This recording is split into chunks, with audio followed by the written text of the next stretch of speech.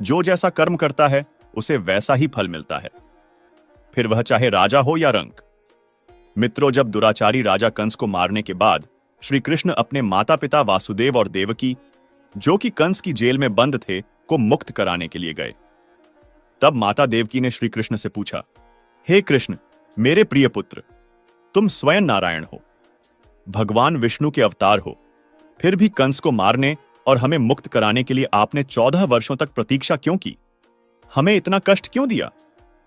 तब श्री कृष्ण ने मुस्कुराते हुए उत्तर दिया, आदरणीय मां, आपने मुझे हमारे पिछले जन्म में 14 वर्षों के लिए वन में क्यों भेजा? किस कारण से? हमसे क्या त्रुटि हुई थी? माता देवकी ने हैरान होते हुए कहा, तुम ऐसा क्यों कहते हो कि मैंने तुम्हें वन भेजा है? यह असंभव है, यह सत्य नहीं है। तब श्री कृष्ण ने कहा, माता, शायद आप भूल गए हो कि पिछले जन्म में आप कैकेयी और पिता वासुदेव दशरथ थे। देवकी सोचती रह गई और फिर जिज्ञासावश पूछा, इस जीवन में माता कौशल्या कौन है? कृष्ण ने उत्तर दिया, माता यशोदा। कर्म का प्रभाव किसी को नहीं छोड़ता, स्वयं भगवान भी इससे बच नहीं सकते। हम अपने जीवन में क्या प्राप्त किए, यह महत्वपूर्ण नहीं है, हमारे कर्म कैसे हैं, यह महत्वपूर्ण है। प्रत्येक इंसान को अपने कर्मों के हिसाब से ही फल की प्राप्ति होती है। देखिए, कर्म का नियम कितना बेदाग है, नित्य मुक्ति ही उपाय है। भगवान श्री कृष्ण ने कहा कि मैंने अपने कर्म का फल भोगा है और आपने आपके कर्मों का फल भोगा है।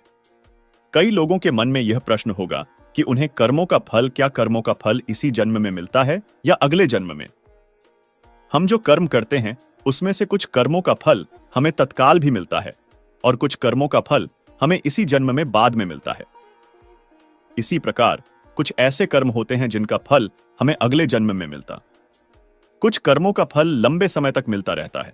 जैसे किसी भूखे को आपने भोजन कराया तो उससे आपको खुशी मिली, यह खुशी तुरंत मिली और यह कर्म आपके पुण्य कर्मों में शामिल हो गया। अब इस कर्म का फल पहला तो खुशी के रूप में मिला और दूसरा तब मिलेगा जब आपके पुण्य कर्म प्रकट होंगे। यह फल क्या होगा, यह कोई नहीं जानता। इसी प्रकार यदि आपने चोरी की तो उसी वक्त कुछ मन में खटका, भय भी लगा होगा, अपराध बोध भी हुआ होगा। यह कर्म मन को दूषित करेगा। चोरी करने का तुरंत फल मन को दूषित करने के रूप में मिला। इसके बाद यदि पकड़ा गया तो तब वह अलग से फल मिलेगा। अब यह कर्म पाप कर्म में शामिल होकर बाद में भी प्रकट होगा। अधिकतर कर्मों का फल हमें इसी जन्म में मिल जाता है। यदि पुराने पाप कर्म ज्यादा है तो वर्तमान बड़ा ही संघर्ष भरा होगा, दुखदायी होगा, और यदि पुण्य कर्म ज्यादा है तो वर्तमान बहुत ही सुखद होगा। अपने कर्मों का फल भोगने से भगवान भी नहीं बच सके। कर्म फल भोगने से स्वयं भगवान श्री राम भी नहीं बच सके तो अन्य सांसारिक जीवों की क्या बिसात। राम ने बाली को छिपकर मारा था। इसका फल उन्हें कृष्णावतार में एक बहेलिया द्वारा चलाए गए वाण से मारे जाने के रूप में मिला। भगवान राम के पिता दशरथ को भी अपने किए गए कर्म का फल ही भुगतना पड़ेढ़ा। दशरथ ने अनजाने में श्रवण कुमार का वध कर दिया था, जिस कारण पुत्र वियोग में उसके पिता की मृत्यु हो गई। इसका फल दशरथ को राम के वनवास के कारण उनके वियोग में देह त्याग कर भोगना पड़ा। इसलिए लोगों को सत्कर्म की ओर प्रवृत्त होना चाहिए ताकि उसका उसे सुखद फल मिल सके। हमें हमेशा अच्छे कर्म करना चाहिए क्योंकि अच्छे कर्म का फल हमेशा मीठा होता है। प्राचीन समय की बात है, एक राजा था जिसका नाम धर्मवीर था। राजा धर्मवीर अपने न्याय और धर्म पालन के लिए प्रसिद्ध था। उनकी प्रजा उन्हें अत्यधिक स्नेह और आदर देती थी। राजा धर्मवीर का एक अद्भुत महल था जो चारों ओर सुंदर बागों से घिरा हुआ था। राजा धर्मवीर का एक घनिष्ठ मित्र और मार्गदर्शक था, ऋषि वशिष्ठ। ऋषि वशिष्ठ एक महान ज्ञानी और तपस्वी थे जिन्होंने जीवन के गूढ़ रहस्यों को समझा था। एक दिन राजा धर्मवीर ने ऋषि वशिष्ठ से पूछा, महर्षि, क्या जीवन में किए गए कर्मों का फल अवश्य मिलता है? ऋषि वशिष्ठ ने मुस्कुराते हुए कहा, राजन, कर्मों का फल अवश्य मिलता है। यह प्रकृति का अटल नियम है। जो जैसा बीज बोता है वैसा ही फल पाता है।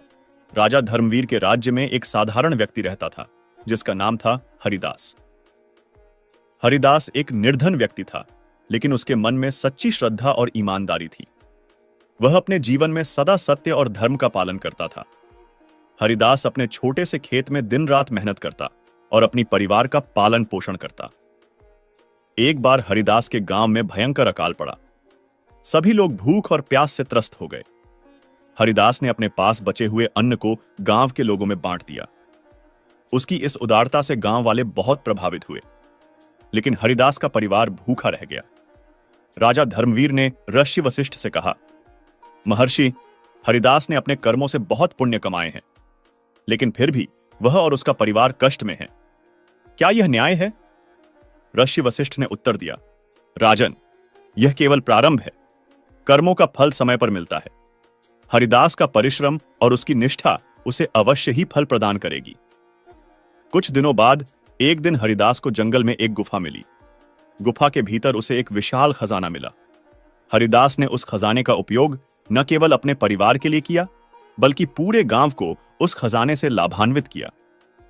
हरिदास की उदारता और कर्मों का फल उसे सुख और समृद्धि के रूप में मिला। राजा धर्मवीर ने इस घटना से प्रेरणा ली और उन्होंने यह संकल्प लिया कि वे भी अपने राज्य में धर्म और न्याय का पालन करेंगे। प्राचीन काल की बात है, जब द्वारका नगरी में भगवान श्री कृष्ण का शासन था।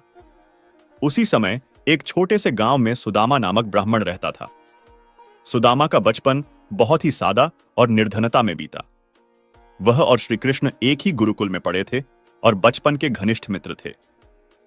मित्रों, एक गांव में एक औरत गंगा देवी रहती थी। गंगा देवी का जीवन संघर्ष और कठिनाइयों से भरा हुआ था, लेकिन उन्होंने कभी भी अपने धर्म और कर्तव्यों से मुंह नहीं मोड़ा। गंगा देवी का जन्म एक संपन्न परिवार में हुआ था। उनके माता पिता ने उन्हें अच्छे संस्कार दिए थे। उनका विवाह एक प्रतिष्ठित परिवार में हुआ, लेकिन विवाह के कुछ ही समय बाद उनके पति का निधन हो गया।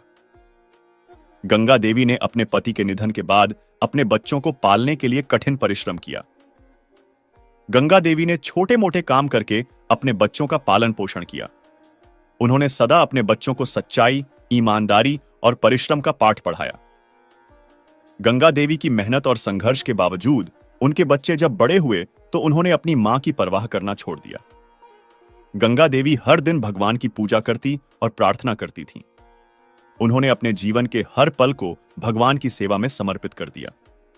उनका मानना था कि भगवान हर किसी के कर्मों का फल अवश्य देते हैं। गंगा देवी के बच्चे बड़े होकर स्वार्थी हो गए थे। वे अपनी मां की मेहनत और त्याग को भूल गए थे। गंगा देवी की हालत दिन प्रतिदिन खराब होती जा रही थी, लेकिन उनके बच्चे उनकी सहायता करने के बजाय उन्हें उपेक्षित कर देते थे। गंगा देवी की स्थिति देखकर गांव वाले बहुत दुखी थे।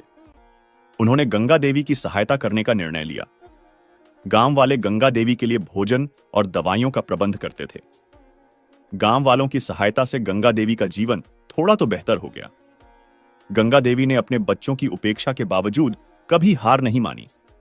उन्होंने अपने जीवन में सदा सच्चाई और धर्म का पालन किया। उनकी भक्ति और ईमानदारी ने उन्हें मन की शांति दी। गंगा देवी का मानना था कि उनके बच्चों को उनके कर्मों का फल अवश्य मिलेगा। एक दिन गंगा देवी के बच्चों ने अपनी मां की हालत देखी और उन्हें अपने व्यवहार पर पश्चाताप हुआ। उन्होंने समझा कि उन्होंने अपनी मां के साथ बहुत अन्याय किया है।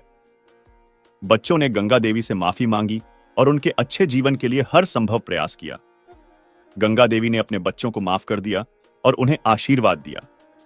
उन्होंने कहा, कर्मों का फल भोगने ही पड़ता है, लेकिन यदि मनुष्य अपने कर्मों को सुधार ले तो भगवान भी उसे क्षमा कर देते हैं। गंगा देवी की कहानी यह सिखाती है कि कर्मों का फल अवश्य भोगना पड़ता है, लेकिन सच्चाई, ईमानदारी और भक्ति का फल भी अवश्य मिलता है। गंगा देवी का जीवन संघर्षमय था, लेकिन उन्होंने कभी भी अपने धर्म और कर्तव्यों से मुंह नहीं मोड़ा। उनकी कहानी हमें सिखाती है कि सच्चाई और धर्म के मार्ग पर चलने वाले को अंत में सुख और शांति प्राप्त होती है। मित्रों, इसलिए हमेशा अच्छे कर्म करते रहना चाहिए, क्योंकि बुरे कर्मों का फल तो कभी ना कभी भोगना पड़ेगा। अगर हम अच्छे कर्म करेंगे तो हमारा जीवन भी अच्छा ही होगा। मित्रों, प्राचीन समय की बात है। एक छोटे से गांव में रुक्मिणी नाम की एक औरत रहती थी। रुक्मिणी के पास एकमात्र संपत्ति थी, उसकी प्यारी भैंस, जिसका नाम गोपी था। गोपी उसके लिए सिर्फ एक पशु नहीं थी, बल्कि उसकी सहेली और परिवार का हिस्सा थी। रुक्मिणी का जीवन संघर्षों से भरा था। बचपन में ही माता पिता का साया सिर से उठ गया था। विवाह के बाद भी जीवन में कठिनाइयां कम नहीं हुई। पति की असमय मृत्यु ने रुक्मिणी को जीवन के कठोर यथार्थ से सामना कराया। उनके पास केवल एक भैंस थी जो उनके जीवन का सहारा थी। रुक्मिणी की भैंस गोपी दूध देती थी, जिससे रुक्मिणी अपनी आजीविका चलाती थी। गोपी के दूध से न केवल रुक्मिणी को भोजन मिलता, बल्कि वे गांव के बच्चों को भी दूध देती। गांव वाले रुक्मिणी और गोपी को बहुत प्रेम करते थे और उनकी मदद करने में कभी पीछे नहीं हटते थे। एक बार गांव में भीषण सूखा पड़ा, जिससे सभी लोग प्रभावित हुए। रुक्मिणी और गोपी के लिए चारा और पानी जुटाना बहुत मुश्किल हो गया। रुक्मिणी ने दिन रात मेहनत करके गोपी के लिए चारा जुटाया। उन्होंने कभी हार नहीं मानी और अपने कर्मों में विश्वास बनाए रखा। रुक्मिणी हर दिन भगवान की पूजा करती और प्रार्थना करती थीं। उनका मानना था कि भगवान सच्चे भक्तों की सहायता अवश्य करते हैं। उन्होंने अपने जीवन के हर पल को भगवान की सेवा में समर्पित कर दिया। गोपी भी मंदिर के आंगन में बैठती और रुक्मिणी की भक्ति में सम्मिलित होती। एक दिन गोपी अचानक बीमार पड़ गई। रुक्मिणी बहुत चिंतित हो गई। उन्होंने गांव के वैद्य को बुलाया, लेकिन गोपी की हालत में कोई सुधार नहीं हुआ। रुक्मिणी ने गोपी के लिए रात दिन सेवा की और भगवान से प्रार्थना की। उन्होंने कभी गोपी का साथ नहीं छोड़ा और अंततः गोपी ठीक हो गई। रुक्मिणी ने अपने जीवन में सदा त्याग और परिश्रम का पालन किया। उन्होंने अपनी आवश्यकताओं को भूलकर हमेशा दूसरों की भलाई के लिए काम किया। गांव वालों ने उनके इस त्याग को देखा और उनकी सराहना की। रुक्मिणी का मानना था कि कर्मों का फल अवश्य मिलता है और उन्होंने इसे अपने जीवन में अनुभव किया।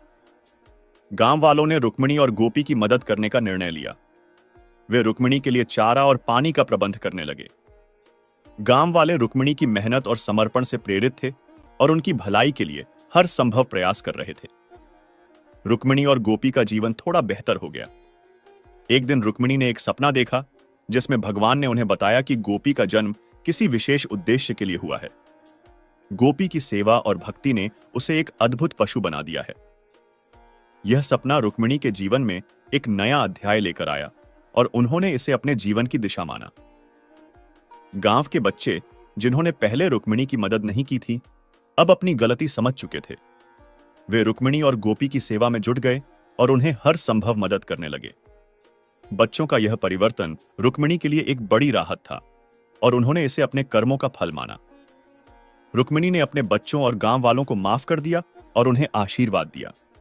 उन्होंने कहा, कर्मों का फल भोगने ही पड़ते हैं, लेकिन यदि मनुष्य अपने कर्मों को सुधार ले तो भगवान भी उसे क्षमा कर देते हैं।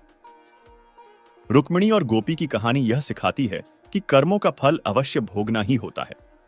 सच्चाई, ईमानदारी और भक्ति का फल भी अवश्य मिलता है।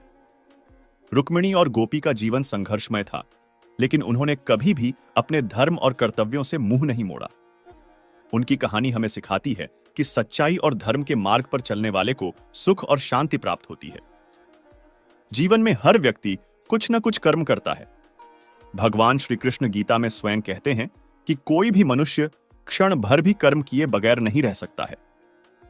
व्यक्ति के कर्म ही उसे ऊपर उठाते हैं और कर्म ही ऊंचाई से उठाकर जमीन पर भी पटक सकते हैं। हिंदू धर्म में माना गया है कि हमें हमारे कर्मों के अनुसार ही शुभ या अशुभ फल प्राप्त होता है। मनुष्य जैसा कर्म करता है, वैसा ही फल भोगना पड़ता है।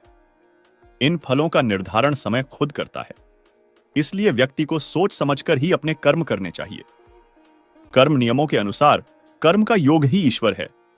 व्यक्ति को ईश्वर से नहीं बल्कि अपने बुरे कर्मों से डरना चाहिए, क्योंकि ईश्वर आपको माफ कर सकते हैं, लेकिन आपके बुरे कर्म आपको कभी माफ नहीं करते। हम अच्छे कर्मों के सहारे स्वर्ग में जा सकते हैं, वहीं बुरे के द्वारा व्यक्ति को नरक की यातनाएं झेलनी पड़ती हैं। जिस व्यक्ति की सोच जैसी होती है, उसके कर्म वैसे ही होते हैं। अगर व्यक्ति अपने कर्मों से ही दोस्ती कर लेता है, तो वह हमेशा फायदे में रहता है। कर्म नियमों के अनुसार व्यक्ति को हमेशा कर्म करते रहना चाहिए। ऐसा करने से जिंदगी आपको खूबसूरत मौके देती रहेगी। जो नियमों में बंधकर जीवन यापन करता है, वह लक्ष्य की प्राप्ति भी करता है। कर्म को यदि हम पूजा बना लें तो बंधनों से मुक्ति भी संभव है। कर्म वो आईना है जो हमें हमारा असली चेहरा दिखा देता है, क्योंकि कोई भी व्यक्ति अपनी खूबसूरती से नहीं बल्कि अपने कर्मों से बड़ा होता है। व्यक्ति को हमेशा ऐसे कर्म करने चाहिए जिससे वह किसी के काम आ सके।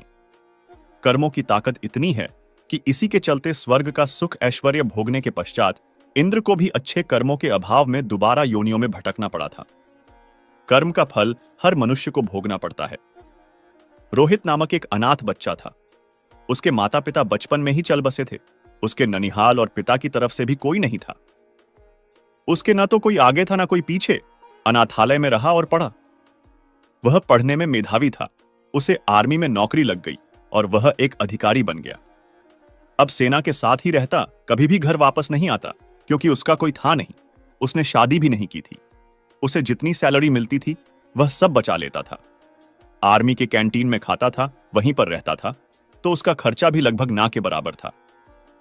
तो हम कह सकते हैं कि उसने आज तक जितनी सैलरी पाई सब बचा ही लिया था।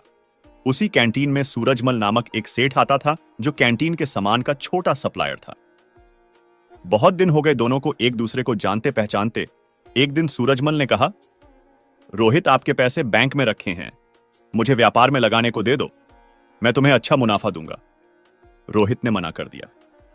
रोहित ने कहा, मुझे इतनी ज्यादा पैसे का लालच नहीं है। जो सरकार ने दिया है वह मेरे खाते में पड़ा है। कभी जिंदगी में जरूरत पड़ी तो इस्तेमाल करेंगे, नहीं तो कोई बात नहीं। सेठ ने कहा, यह भी क्या बात हुई? अगर तुम हमें अपना दोस्त मानते हो तो तुम मेरी सहायता ही कर दो। मैं तुम्हें यह पैसा वापस लौटा दूंगा। कम से कम मेरा काम हो जाएगा। अभी इस पैसे की तुम्हें जरूरत भी नहीं है। बात तो सही कह रहे हो, पर आप पैसा वापस करोगे? इसकी क्या गारंटी है? सेठ ने कहा। कसम खाकर कहता हूं, धोखा नहीं दूंगा। रोहित ने कहा, सेठ जी, लोग तो पैसे के लिए क्या क्या कर देते हैं, पर कोई नहीं, चलिए मैं आपकी बात को मान लेता हूं। कम से कम आपका तो भला हो जाए। सेठ ने मुस्कुराते हुए धन्यवाद कहा और रोहित को गले लगा लिया। पैसा लेने के बाद सेठ जब भी आता रोहित को बहुत बहुत धन्यवाद देता। सेठ का बिजनेस रोहित के पैसों से बढ़ रहा था। आमदनी दिन दुगनी रात चौगुनी हो रही थी। आमदनी बढ़ने के साथ अब सेठ की नीयत में बेईमानी आ चुकी थी। वह अब पैसा ना लौटाना पड़े उसका बहाना ढूंढता रहता। इसी बीच बॉर्डर पर पड़ोसी देश के साथ युद्ध शुरू हो गया और रोहित को भी जाना पड़ा। जहां युद्ध हो रहा था वो इलाका काफी दुर्गम था। वहां पहुंचने का एकमात्र रास्ता अश्व से पहुंचने का था। रोहित एक कुशल घुड़सवार था। उसे जो घोड़ी मिली वो खराब थी। रोहित के पीठ पर बैठते ही सरपट भागने लगी। रोहित उसे काबू में करने की जितनी कोशिश करता वो अपनी गति और तेज करती जाती। रोहित ने लगाम पूरी ताकत से खींचा। घोड़ी का मुंह कट चुका था, पर पता नहीं आज ये घोड़ी कुछ भी सुनने को राजी नहीं थी। घोड़ी भागते भागते दुश्मन के खेमे के सामने जाकर खड़ी हो गई। रोहित दुश्मन की गोलियों का शिकार हो गया। सेठ बराबर आर्मी कैंट में जाता था। उसे वहां पता चला कि रोहित युद्ध में वीर गति को प्राप्त हुआ। सेठ ने वहां काफी दुख दिखाया और कैंट से बाहर आते ही खुशी से झूम उठा। अब पैसा वापस नहीं करना होगा। सेठ का व्यापार दिन दोगुनी रात चौगुनी तरक्की कर रहा था। कुछ दिनों के बाद सेठ की पत्नी मां बनी और सेठ एक सुंदर बच्चे का पिता बना। सेठ के जीवन का यह सबसे बेहतरीन समय चल रहा था। समय बीतते देर नहीं लगती। सेठ का बेटा अमर, जो अब बड़ा हो गया था और अब सेठ के साथ मिलकर व्यापार करता था। अमर विवाह योग्य हो चुका था। अच्छे घर की सुंदर सुशील कन्या देखकर अमर की शादी हो गई। अब सेठ कहता, कुछ दिन की और बात है, अब बेटा व्यापार संभालेगा। मेरी जिंदगी सफल हो गई, और क्या चाहिए मुझे? अमर की शादी हुए मुश्किल से 2 महीने हुए थे। अमर सड़क पार कर रहा था, उसे चक्कर आया और गिर गया। लोग उसे उठाकर हॉस्पिटल पहुंचाए। उसके ब्रेन का एमआरआई और अन्य टेस्ट हुए तो पता चला अमर को ब्रेन कैंसर है। सेठ ने डॉक्टरों से कहा, पैसे की चिंता मत करें, आप इलाज करें। डॉक्टर और हॉस्पिटल बदलते गए, पर अमर की हालत दिन ब दिन खराब होती गई।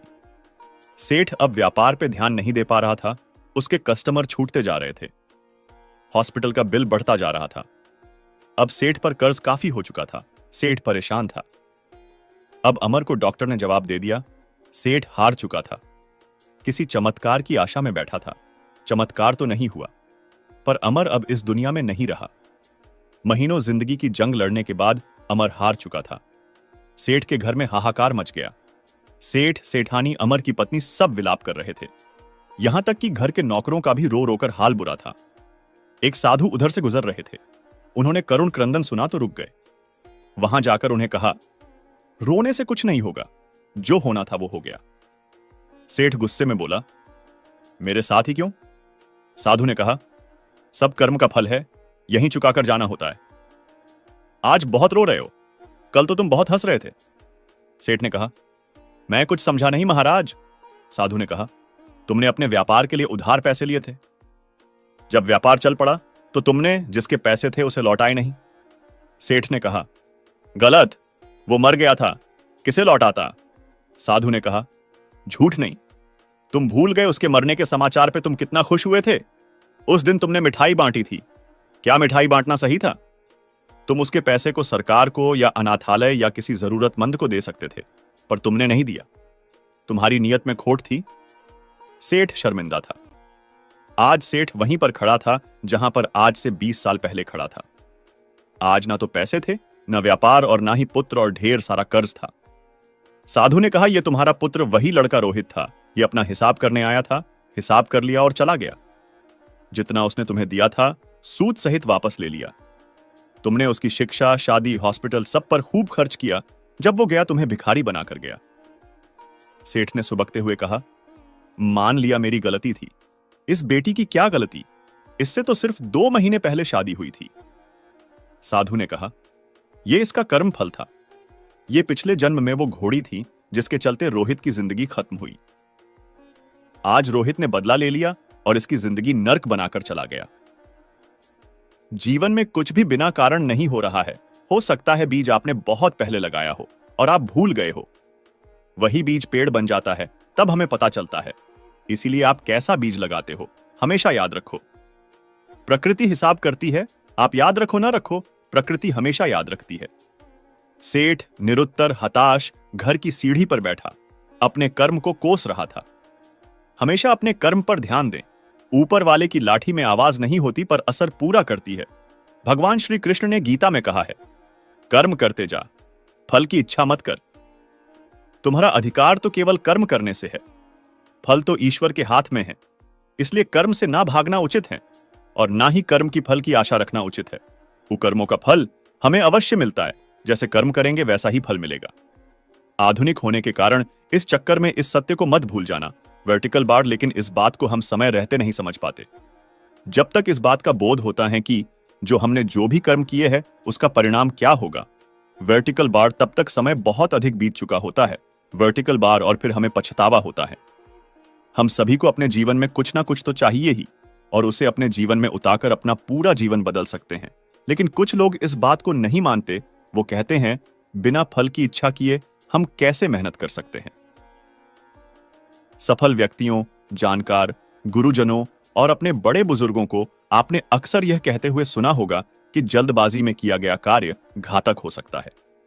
इसीलिए किसी भी कार्य में धैर्य की जरूरत होती है, क्योंकि धैर्य ऐसी शक्ति है जिससे व्यक्ति की आत्मा सबल बनती है। लेकिन आजकल लोगों में धैर्य नाम की चीज नहीं है।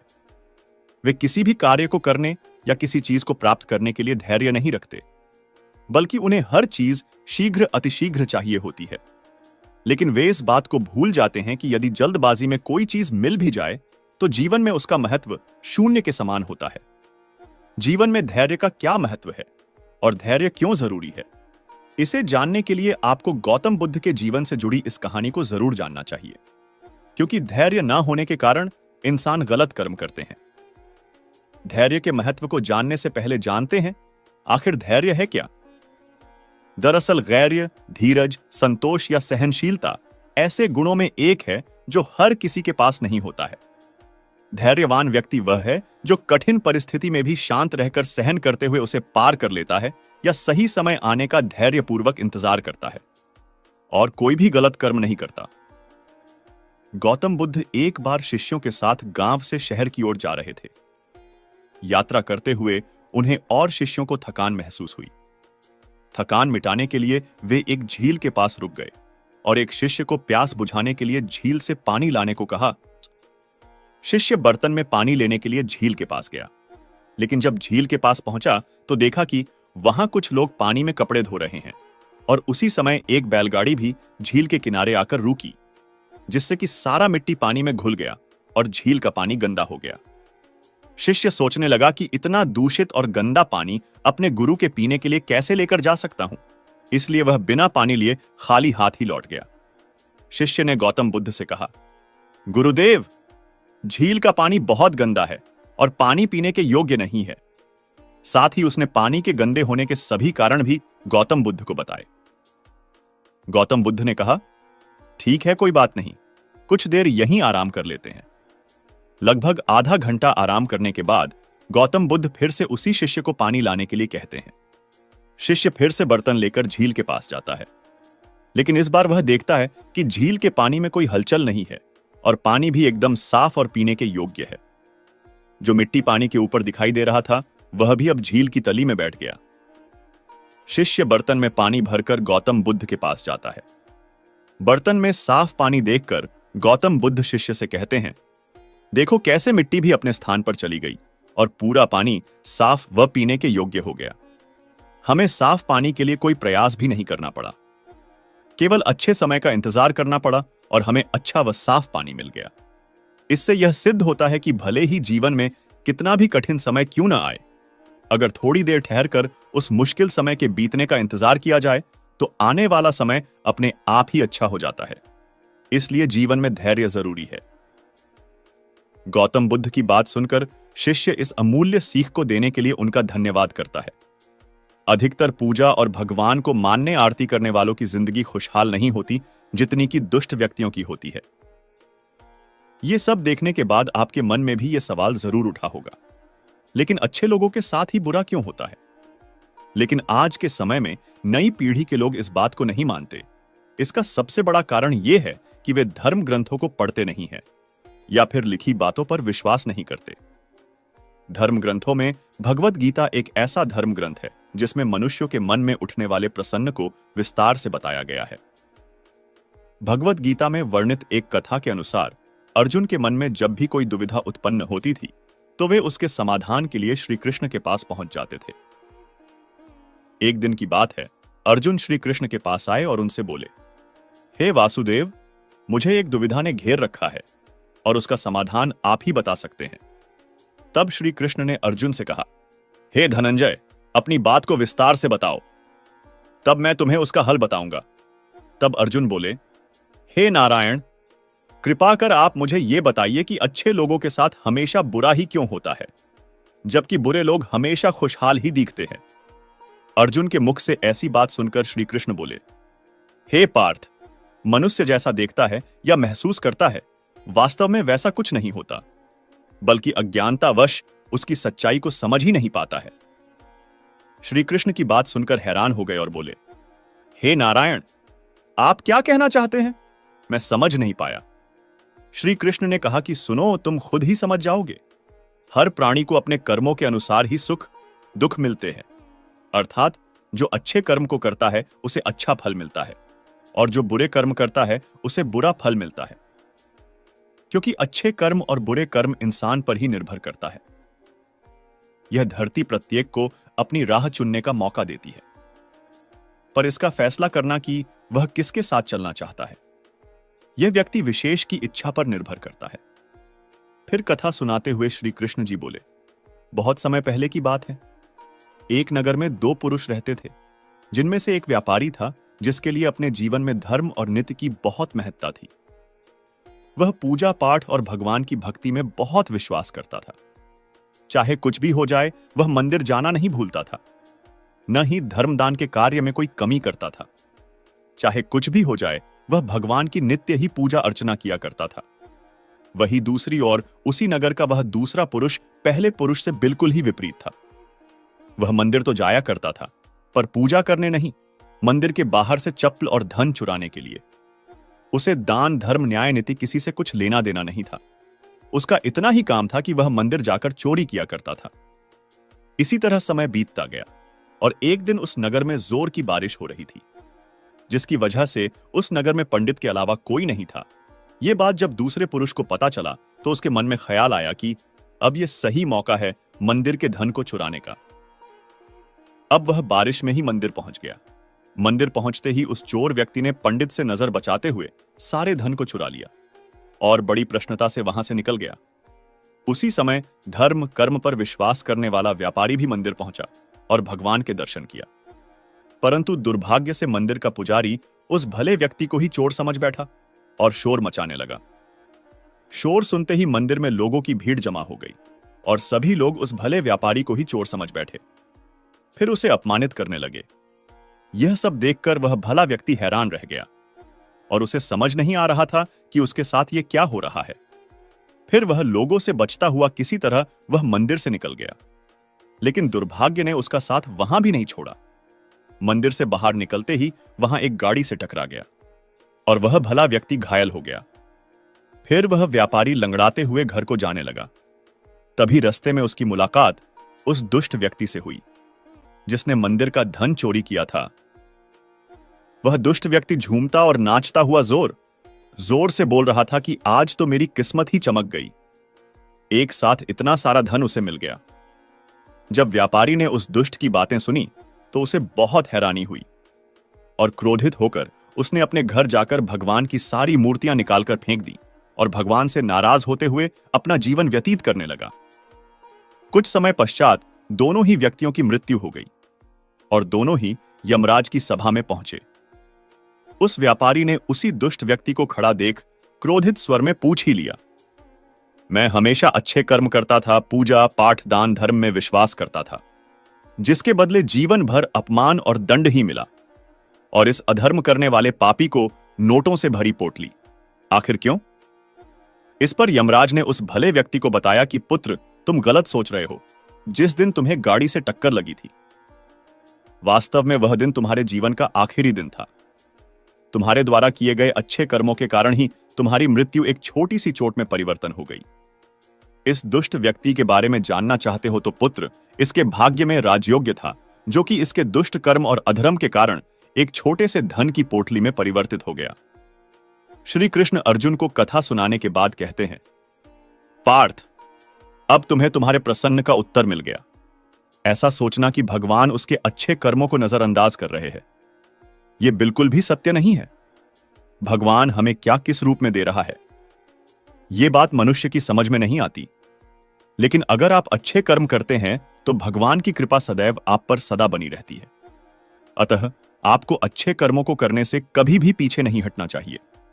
अच्छे कर्मों का फल भी इसी जन्म में ही मिलता है। मित्रों, एक बार की बात है, महात्मा बुद्ध एक स्थान से दूसरे स्थान भ्रमण करते रहते थे और लोगों को उपदेश देते थे। इसी यात्रा के दौरान एक बार महात्मा बुद्ध किसी गांव में पहुंचे। गांव के लोग उनके दर्शन करने और प्रवचन सुनने पहुंच रहे थे। कुछ ही दिनों में क्षेत्र के काफी लोग बुद्ध के उपदेश सुनने आने लगे। तभी एक दिन वहां एक महिला पहुंची। उसने बुद्ध से पूछा कि आप तो किसी राजकुमार की तरह दिखते हैं, आपने युवावस्था में ही संन्यास क्यों धारण कर लिया? बुद्ध ने कहा कि मैं 3 प्रश्नों के हल ढूंढना चाहता हूं, इसलिए मैंने संन्यास लिया है। बुद्ध आगे बोले कि हमारा यह शरीर अभी युवा और आकर्षक है, लेकिन यह वृद्ध होगा, फिर बीमार होगा और अंत में मृत्यु हो जाएगी। मुझे वृद्धावस्था, बीमारी और मृत्यु इन तीनों के कारण जानने थे। इन 3 प्रश्नों के हल मुझे खोजने थे। बुद्ध की ये बातें सुनकर महिला बहुत प्रभावित हो गई और उसने उन्हें भोजन के लिए आमंत्रित किया। जैसे ही ये बात गांव के लोगों को मालूम हुई तो सभी ने बुद्ध से कहा कि वे उस स्त्री के यहां न जाए, क्योंकि उसका चरित्र सही नहीं है। बुद्ध ने गांव के सरपंच से पूछा कि क्या यह बात सही है। सरपंच ने भी गांव के लोगों की बात में अपनी सहमति जताई। तब बुद्ध ने सरपंच का एक हाथ पकड़कर कहा कि अब ताली बजाकर दिखाओ। इस पर सरपंच ने कहा कि यह कैसे संभव है, एक हाथ से ताली नहीं बज सकती है। बुद्ध ने कहा कि सही है। ठीक इसी तरह कोई महिला अकेले ही चरित्रहीन नहीं हो सकती है। अगर इस गांव के पुरुष चरित्रहीन नहीं होते तो वह महिला भी चरित्रहीन नहीं होती। गांव के सभी पुरुष बुद्ध की यह बात सुनकर शर्मिंदा हो गए। बुद्ध ने कहा कि अगर हम अच्छा समाज बनाना चाहते हैं तो सबसे पहले हमें खुद को सुधारना जरूरी है। अगर हम सुधर जाएंगे तो समाज भी बदल जाएगा। हम बुराइयों से बचें, यही सुखी जीवन की सीख है। अधिकतर कहा जाता है कि अच्छे के साथ बुरा होता है, तो ऐसा क्यों होता है? तो वास्तव में होता क्या है कि यदि आप अच्छे हो तो जितने ज्यादा अच्छे आप होंगे, उतना ही आपको दूसरों पर दया आएगी। आपका मन करेगा कि आप सबकी मदद करें, आपको सबके लिए बुरा लगेगा, और जितना ज्यादा ऐसा होगा जाहिर सी बात है आप उतने ज्यादा दुखी रहेंगे। अब क्योंकि आप अच्छे हो तो आपका मन तो करेगा सबकी मदद करने का, दूसरों के लिए दया करुणा का, लेकिन साथ ही मन में एक इच्छा भी जागृत होने लगती है कि मैंने सबके साथ अच्छा किया, सबका भला किया, सबकी मदद की, सबका अच्छा सोचा तो सब भी मेरे लिए ऐसे ही अच्छे होंगे। क्योंकि आप अच्छे हो आपको लगता सामने वाला भी अच्छा ही होगा, लेकिन जब जरूरत पड़ने पर सामने वाला अपनी अच्छाई आपके लिए ना दिखाए तो जाहिर सी बात है बुरा लगेगा। क्योंकि जैसे एक चोर को सब चोर लगते हैं, एक झूठे को सब झूठे नजर आते हैं, बस ऐसे ही एक अच्छे इंसान को सब अच्छे नजर आते हैं, जो कि होता नहीं है। और बस यही सबसे बड़ा कारण है कि अच्छे के साथ हमेशा बुरा होता है। अक्सर लोग सोचते हैं कि कर्मफल हाथों हाथ मिलता है, लेकिन ऐसा नहीं होता है। एक कक्षा उत्तीर्ण करने के लिए आप पूरी साल मेहनत करते हैं और परिणाम आपको अंत में मिलता है। पूरे वर्ष के बाद आपको पता चलता है कि आप अगली कक्षा में जा रहे हैं, अथवा आपको इसी कक्षा में रहते हुए सारी पढ़ाई वापस करनी होगी। उसी प्रकार एक जन्म में किए गए सभी कर्मों के अनुसार आपका अगला जन्म और उस जीवन में मिलने वाले सुख दुख का निर्धारण होता है। इसलिए यह देखकर बिल्कुल भी चिंता ना करें कि अच्छे कर्म करने वालों को दुख मिल रहे हैं और बुरे कर्मों वाले ऐश कर रहे हैं। हम सभी अपने पिछले जन्म के कर्मों के फल भोग रहे हैं, और जैसे कर्म करेंगे वैसे ही फल हमें अगले जन्म में मिलेंगे। जो इस बात को जानते और मानते हैं वे दुखों के बाद भी कभी सच्चाई और अच्छाई का दामन नहीं छोड़ते हैं, और दूसरे जल्द से जल्द और अधिक से अधिक के लालच में गलत काम करते रहते हैं। यही कारण है कि कभी कभी हम ऐसे बालकों को भी देखते हैं जिनका जन्म ही मानो पीड़ा झेलने के लिए हुआ हो। गर्भ से ही विक्षिप्त रूप से पैदा हुए बालक जो केवल अस्पताल में सुइयों की पीड़ा झेलने ही आते हैं और अपनी बकाया सजा झेलकर चले जाते हैं। देखिए, ये जीवन जो हमें आपको या अन्य को मिला है, इसमें सुख दुख का समावेश होना लाजमी है और स्वाभाविक भी। या यूं कहें कि सुख और दुख जीवन के दो पहलू ही हैं, जिनमें सुख और दुख का क्रमानुसार आते रहना आवश्यक ही नहीं बल्कि अपरिहार्य भी है। वास्तव में हमेशा ऐसा होता नहीं कि जो हमें दिखाई दे वो हर बार सही ही हो। कई बार हमारी आंखें भी वास्तविकता देख नहीं पाती और हम सदा सर्वदा भ्रम में उलझे रहते हैं। परिणाम स्वरूप हमें दुख ही हासिल होता है, तथा यह कोई जरूरी नहीं कि जो कर्म हम अच्छा सोचकर किए जा रहे हैं वो सदैव अच्छा ही हो। जीवन में दुख का कारण सिर्फ और सिर्फ इतना ही है कि हम कर्म से ज्यादा उसके फल की चिंता करते हैं, जबकि हमारा अधिकार मात्र कर्म तक ही सीमित है। फल का अधिकार तो हमारे वश में है नहीं। हां, कई बार हम अपने आसपास यह देखते तो जरूर है कि अमुक व्यक्ति के कर्म अच्छे रहते हैं, पर उन्हें दुख की प्राप्ति होती है। मगर हम उनके द्वारा किए गए कुछ ऐसे कर्मों से पूर्णतया अनभिज्ञ और अनजान होते हैं जो उनने किए होते हैं, तथा हमें यह भी स्वीकारने में कतई संकोच नहीं करना चाहिए कि आज के दुखों का परिणाम पूर्व जन्म के कर्म भी हो सकते हैं। मित्रों, एक बार की बात है, एक अत्यंत निर्धन व्यक्ति था जिसका नाम माधव था। माधव के परिवार में उसके अलावा उसकी धर्मपत्नी और 3 बालक थे। उसकी अपनी कोई जमीन नहीं थी। दूसरे के खेतों में दोनों पति पत्नी मजदूरी करते थे, जिसके बदले में बहुत ही कम अनाज और थोड़े से पैसे मिलते थे, जिससे बड़ी मुश्किल से उनका गुजारा होता था। वो एक छोटी सी झोपड़ी में वे रहते थे, जो अब काफी पुरानी और जर्जर हो चुकी थी। माधव पेड़ काटकर थोड़े थोड़े पैसे जमा करता था ताकि कुटिया के बगल में नया मकान बना सके। पाई पाई जोड़कर किसी तरह उसने एक कमरे का पक्का मकान बनवाया। पत्नी और बच्चे खुश थे कि अब उनका अपना पक्का मकान है। गृह प्रवेश हेतु माधव दूसरे गांव से पंडित जी को बुलाने गया, जिसमें उसे शाम हो गई। इसी बीच उसके गांव में जोरों का आंधी तूफान आया, जिसमें उसका मकान गिर गया। लेकिन मकान के बगल में उसकी झोपड़ी नहीं गिरी, क्योंकि मकान की दीवार ने उसका बचाव कर दिया था। गांव भर के लोग इकट्ठा हुए और अत्यंत दुखी हुए।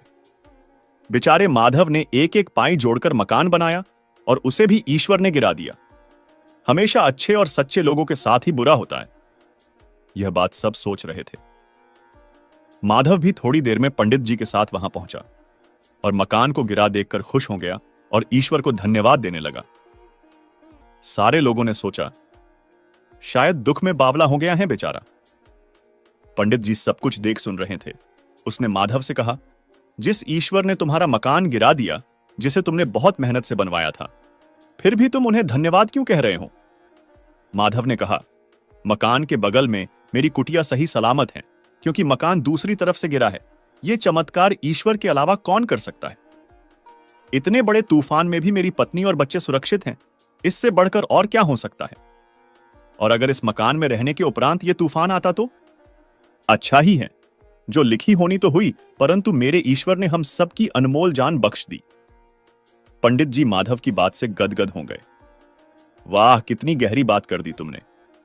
दरअसल प्रभु तो नेक लोगों के बड़े नुकसान रोककर उसे मामूली से नुकसान में बदल देते हैं, फिर भी अज्ञानतावश हम उन्हें दोषी करार दे देते हैं। एक पत्थर की चोट पर हम ईश्वर को दोषी बता देते हैं, जबकि एक पर्वत जैसी समस्या को वो छोटे से पत्थर में परिवर्तित कर देते हैं। प्रत्येक प्राणी अपने पूर्व कर्मों का फल भोगता है, लेकिन सच्चे और नेक लोगों के कष्ट ईश्वर कम अवश्य करता है। ये कर्म भूमि है, जो जैसा करेगा वैसा ही पाएगा। दुख और सुख दोनों एक ही सिक्के के पहलू है। जिंदगी में इन दोनों का सिलसिला चलता ही रहता है। अगर कोई अच्छा कर्म करता है तो उसके साथ अच्छा होता है, और इसके विपरीत यदि कोई व्यक्ति बुरे कामों को अंजाम देता है तो उसके साथ बुरा होना स्वाभाविक है। हालांकि कभी कभार अच्छे कर्मों को अंजाम देने के बावजूद अक्सर इंसान के साथ बुरा ही होता है, जबकि किसी बुरे इंसान की जिंदगी में सब कुछ अच्छा ही होता है। अब सवाल यह आता है कि यदि किसी जीव को उसके कर्मों के आधार पर उसका फल मिलता है, तो फिर ऐसा होने के पीछे क्या कारण है? मित्रों, कहीं ना कहीं आपका भाग्य आपके पूर्वजों के कर्मों से जुड़े हुए हैं। जी हां, आपको जानकर हैरानी होगी कि प्रत्येक इंसान का भाग्य उसके पारिवारिक कर्मों से जुड़ा हुआ होता है। इसका सीधा अर्थ यह है कि आपके पूर्वज अपने जीवन काल में किस तरह के काम किए हैं, उसके आधार पर भी कुछ हद तक आपका भाग्य निर्भर करता है। इसी के चलते आपने देखा होगा कि कुछ लोग दुष्ट प्रकृति के होने के बाद भी उनके साथ सब कुछ अच्छा होता है। ऐसा इसलिए क्योंकि भूतकाल में उसके पूर्वजों ने निश्चित रूप से अच्छे काम किए होंगे। इसके विपरीत सीधे सादे भले लोगों के साथ बुरा इसलिए होता है क्योंकि शायद उनके पूर्वजों ने किसी का दिल दुखाया होगा या कुछ बुरा किया होगा। हालांकि इसके साथ ही सबसे बड़ा सत्य यह है कि इन सारी चीजों से इंसान को कभी भी बेहद खुश या विचलित नहीं होना चाहिए, क्योंकि अंत में इंसान के खुद के कर्म से उसके भाग्य का निर्धारण होता है। जो जैसा बोएगा वो वही काटेगा। अपने कर्मों का फल इंसान को निश्चित रूप से मिलता है, बस सही समय का इंतजार करना होता है। एक आम निष्कर्ष तो यही है कि अगर आप शेर को नहीं छेड़ते तो इसका मतलब यह नहीं कि शेर भी आपको नहीं खाएगा। तो फिर क्या यह संसार हमेशा से इसी तरह संचालित होता आया है? शायद हां। इससे जुड़ी एक रोचक कहानी है। एक बार किसी जंगल में एक लड़का नदी किनारे घूम रहा था। तभी उसने एक दुखी और हताश स्वर में किसी के रोने की आवाज सुनी। उसने देखा कि एक मगरमच्छ जाल में उलझा हुआ है और मदद के लिए पुकार लगा रहा है। वह लड़का उसकी मदद करना चाहता था, परंतु उसे उस पर संदेह भी था। मगरमच्छ ने कहा, कृपया मेरी मदद करो, मुझे बचा लो, मुझे रिहा कर दो। लड़के ने कहा, अगर मैं आपकी मदद करता हूं तो आप आजाद होते हुए ही मुझे खा लेंगे। मगरमच्छ ने रोते हुए कहा, मैं उस व्यक्ति को कैसे खा सकता हूं जिसने मेरी जान बचाई? इस विशाल वन में बहुत से जीव जंतु हैं जिन्हें मैं खा सकता हूं। आप विश्वास रखें, मैं आपको कोई हानि नहीं पहुंचाऊंगा और सदैव आपका ऋणी रहूंगा। लड़के को दया आ गई और उसने जाल काटना शुरू कर दिया। जैसे ही मगरमच्छ का सिर जाल से बाहर आया तो उसने लड़के के पैर को अपने जबड़े में जकड़ लिया। मगरमच्छ ने कहा, मैं बहुत दिनों से भूखा हूं, तुम एक अच्छे शिकार हो। लड़के ने कहा, यह क्या बकवास है, लानत है तुम पर, मेरी भलाई का अच्छा सिला दे रहे हो तुम। मगरमच्छ ने कहा, मैं क्या कर सकता हूं, यही दुनिया का दस्तूर है।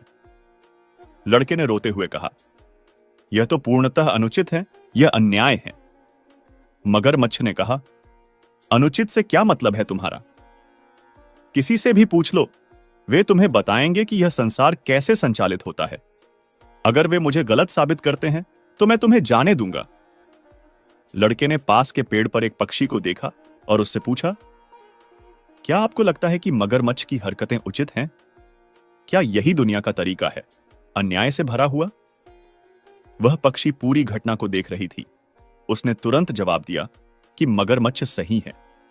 उसने बताया कि कैसे उसने बहुत मेहनत से एक घोंसला बनाया और अपने अंडे दिए, और फिर एक दिन एक सांप ने आकर सारे अंडे निगल लिए और उसकी मेहनत बेकार चली गई। उसने कहा कि निसंदेह यह दुनिया एक उचित जगह नहीं है। इतना कहकर वह उड़ गई। मगरमच्छ ने कहा, सुना तुमने? यह कहकर मगरमच्छ ने अपनी पकड़ और मजबूत कर दी। लड़के ने कहा, रुको। लड़के ने पास ही एक गधे को चरते देखा और उससे भी वही प्रश्न किया। गधा ने कहा, दुर्भाग्य से मगरमच्छ सही है। जब मैं छोटा था, मेरे मालिक ने मेरी पीठ पर बोझ लाद दिया था और मुझसे अधिकतम काम लिया। मैंने उसे वर्षों तक ईमानदारी से सेवा दी। अब जब मैं बूढ़ा और कमजोर हो गया, तो उसने मुझे यह कहते हुए मुझे जंगल में छोड़ दिया कि वह मुझे खाना नहीं दे सकता। अब कभी भी कोई शेर मुझे अपना शिकार बना सकता है। तो हां, मगरमच्छ सही है। इस संसार में बहुत अन्याय, असमानता और अनुचितता है। मगरमच्छ ने कहा, अब बहुत हो गया, मुझे भूख लगी है। तुम ईश्वर से अपनी अंतिम प्रार्थना कर लो। लड़के ने कहा, मुझे एक अंतिम अवसर दो, मुझे उस खरगोश से भी यह पूछने दो। मगरमच्छ ने कहा, तुमने मुझे बचाया है, मैं तुम्हें एक अंतिम मौका देता हूं। सवाल पूछे जाने पर खरगोश का जवाब पक्षी और गधे से पूरी तरह से अलग था। खरगोश ने कहा, यह पूरी तरह बकवास है, ऐसा बिल्कुल नहीं है। दुनिया एक पूरी तरह से उचित जगह है। मगरमच्छ ने कहा, यह क्या बकवास है, मूर्ख खरगोश। बेशक यह दुनिया एक अनुचित जगह है। मुझे देखो, मैं बिना किसी गलती के इस जाल में फंस गया था। खरगोश ने कहा, ऐसा लग रहा है जैसे कोई मुंह में पान रखकर बातें कर रहा हो। स्पष्ट और जोर से बोलो। मगरमच्छ ने कहा, मैं तुम्हारी चालाकी समझ रहा हूं। मैं स्पष्ट रूप से बोलने के लिए अपना मुंह खोलूंगा और लड़का बच जाएगा। खरगोश ने कहा, तुम मूर्ख हो या क्या? क्या तुम भूल गए कि तुम्हारी पूंछ कितनी मजबूत है? यदि वह भागने की कोशिश करता है तो वह मर जाएगा। तुम यहां के आसपास के सबसे ताकतवर जानवर हो। मगरमच्छ इस झूठी प्रशंसा से खुश हो गया और तर्क जारी रखने के लिए अपना मुंह खोल दिया। खरगोश ने चिल्लाते हुए कहा, भागो लड़के भागो, दूर भाग जाओ। और लड़का आजाद होते ही पूरी ताकत लगाकर भाग गया। मगरमच्छ ने कहा, धोखेबाज, तुमने मेरा खाना छीन लिया, यह बहुत अनुचित है। खरगोश ने कहा, उचित अनुचित की बात तुम ना ही करो तो बेहतर होगा। लड़का गांव भाग गया और सभी पुरुषों को इकट्ठा कर लिया जो अपने भाले और तलवार लेकर आए और मगरमच्छ को मार डाला। उनका पालतू कुत्ता जो उनके साथ आया था, खरगोश को देखा और उसका पीछा किया। अरे अरे, लड़का चिल्लाया और अपने कुत्ते को पकड़ने की कोशिश की। इस खरगोश ने मेरी जान बचाई है, उस पर हमला मत करो। लेकिन बहुत देर हो चुकी थी। कुत्ते ने खरगोश की कोमल गर्दन में अपने नुकीले दांत दफन कर दिए थे। खरगोश अब फर की बेजान गेंद से ज्यादा कुछ नहीं था। लड़के ने कहा, शायद मगरमच्छ सही था। दुनिया अनहोनी और अनिश्चितता से भरी हुई है। यही जीवन है। आप कितने आध्यात्मिक या अच्छे हैं, इसका इस बात से कोई संबंध नहीं है कि आपको कितना कष्ट सहना होगा। किसी के आध्यात्मिक विकास का मतलब यह नहीं है कि वह प्रकृति के नियमों के दायरे से बाहर है। इससे कोई फर्क नहीं पड़ता कि कोई लड़का है, मगरमच्छ है, गधा है या खरगोश, जीवन में कोई गारंटी नहीं है। और शायद यह अनिश्चितता ही हमारे जीवन को साहसिक बनाती है। अच्छा या महान होना आपको शारीरिक या मानसिक रोगों से बचा नहीं सकता है। यदि आप किसी से बहुत प्यार करते हैं और वफादार हैं, तो भी इसकी कोई गारंटी नहीं कि आपका साथी आपको धोखा नहीं दे सकता। तो दोस्तों, उम्मीद है आज का वीडियो आपको जरूर पसंद आया होगा। अगर वीडियो अच्छा लगा हो तो कमेंट में मन से जय श्री राधे कृष्णा जरूर लिखिए और ऐसे ही वीडियो और पाने के लिए हमारे चैनल को सब्सक्राइब करें। वीडियो को लाइक करें, ज्यादा से ज्यादा शेयर करें। धन्यवाद। जय श्री कृष्णा। राधे राधे मित्रों।